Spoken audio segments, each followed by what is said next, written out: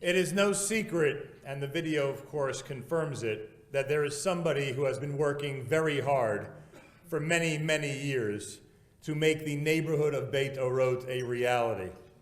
And he has certainly demonstrated an incredible love and the desire to work as hard as possible to make it a reality. Please, at this time, welcome the Executive Director of the American Friends of Beit Orot, Shlomo Zwickler.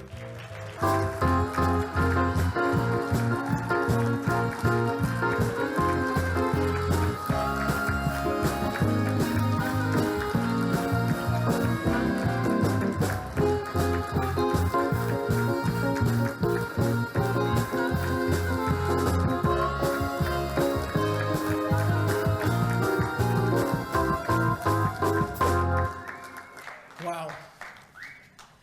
Thank you all so very much. You know, people have always said to me that our success in this organization is that we're all so impassioned, that we take it all so personally. Well, I never quite thought it would get as personal as it has. This year, the publicity surrounding the Beit Orot dinner has been extraordinary. Not only did you get our traditional dinner invitations and see our newspaper ads, but there were lots and lots of emails, social media posts, Facebook tags, all sorts of pictures and scanned letters, all drawing your attention to a place that on the global map is but a small speck, but invokes a great deal of emotion. And that one little place, and now big place, atop the Mount of Olives Ridge in Jerusalem, is Beit Orot. I have proudly served together with Seth Schreiber, E.T.L. Foreman, and Danny Waxman as Director of American Friends of Beit Orot for well over the past decade. Most of you in this room know that, since you've joined us in this very room during this very same week, year in and year out, for much of that time. Together we have raised awareness and financial support towards the goals of this organization, clearly stated in all of our publicly attainable records and filings, and I quote, to increase, foster, and advance the understanding of Jewish principles, ideals, and traditions of young Jewish men and women. Each and every year I travel all over this country, bringing the message of Beit Orot, the light that emanates from Jerusalem, to garner support for our board-directed and authorized programs in Israel, where we execute the mission of this organization. Each and every year I stand before you, usually at this podium in this very room, and report on precisely what we have accomplished and where we invest your contributory funds in accordance with our fiduciary responsibility. As everyone is well aware from the video that we just screened, and every single video presentation that we have shown for the last decade and more, Beit Orot is the name of the area, yes, an entire area, located on the northern ridge of the Mount of Olives in Jerusalem. Jewish development and focus on the Mount of Olives Ridge in Jerusalem began when Irving and Sherna Moskowitz purchased an old decrepit house at the spot where Har HaZeitim meets Har HaTzofim. The yeshiva at Beit Orot was always meant to be the anchor, the central focal point of the renewed Jewish presence and hub of communal activity in the fledgling new neighborhood. It was meant to inspire young Jewish men and women to visit and eventually to reside in an area of Jerusalem otherwise bereft of Jews until that acquisition by the Moskowitz family. Hanan Porat, the storied 1967 warrior and educator, called the area the Orot neighborhood in memory of his commander Giora. Shortly after the purchase and dedication ceremony in 1989, a clip of which you just saw in the video that we just screened. He founded in the lone Beit, house, hence Beit Orot, a number of projects. His Mifalei Orot Chesed, his Orot magazine, a Beit Midrash which evolved into our beloved Yeshivat Beit Orot because it was located in the house and location called Orot. It became a staple for, of all things, Weddings. What a location to get married opposite Mount Moriah, fulfilling the prophecy of a chatan and kala, a bride and groom, rejoicing once again in the cities of Judea and courtyards of Jerusalem. And rejoice they did, also every year on Yom Yerushalayim. In fact, among Israelis, Beit Orot is famous first and foremost for hosting what was in its day the biggest social event of the year, on Yom Yerushalayim. I remember once hearing a tale from Rabbi Benny Elon, who was Rosh Yeshiva and chairman of Beit Orot in Israel until his resignation in 1997, shortly after his election to the Knesset, who is today unfortunately very ill under the terrible influence of chemotherapy and radiation treatments, and who is in great need of our prayers. Rav Benny told me a few years ago that back in the heyday, when a student in the yeshiva would complain that the noise from the weddings or the sight of girls hanging out near the yeshiva was a distraction to him, he would yell at them to go find another place to learn. We are here to attract multitudes of people. And if you can't handle the noise, if you can't handle all the people, then you aren't up for the job to be a student here at Beit Orot. Thankfully, over the years, the Beit Orot project has grown by leaps and bounds.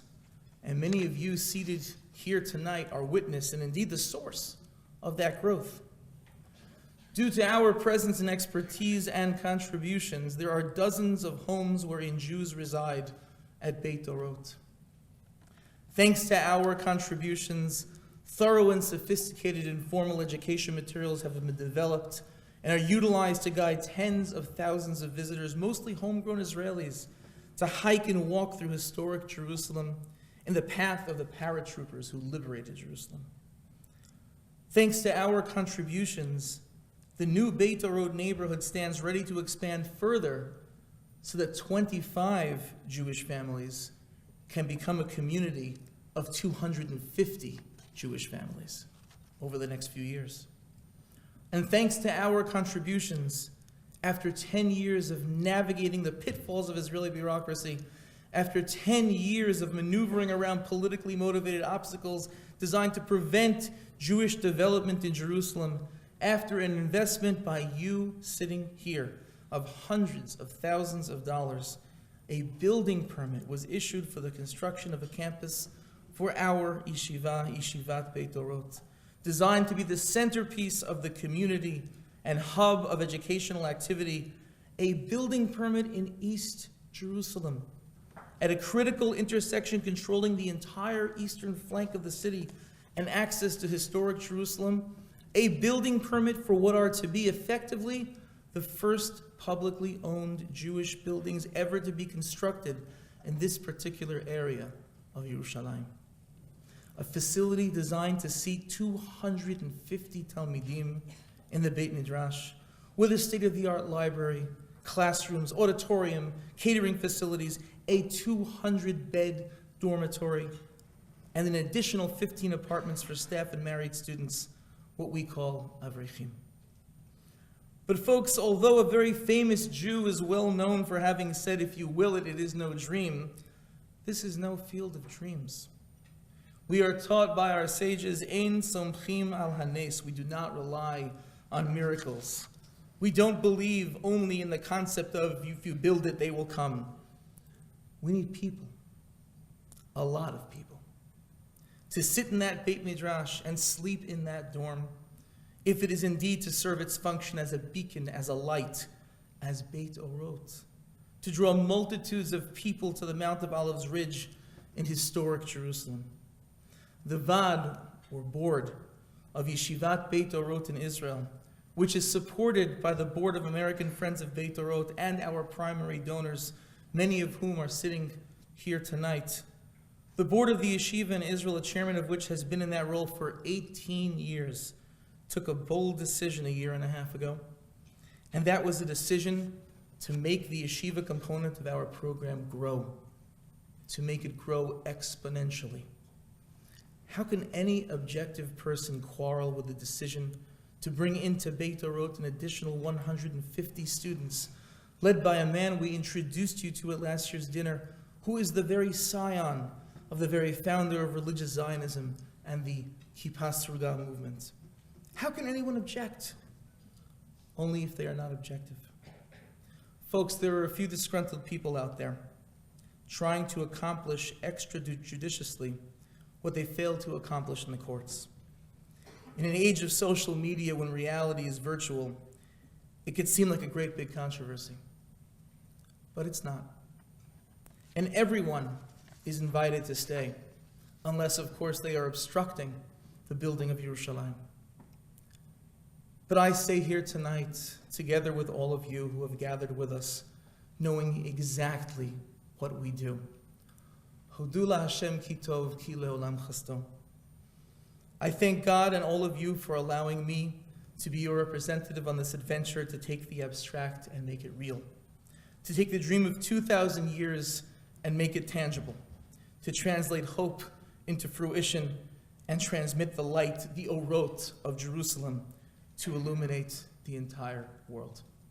Thank you very much for your support.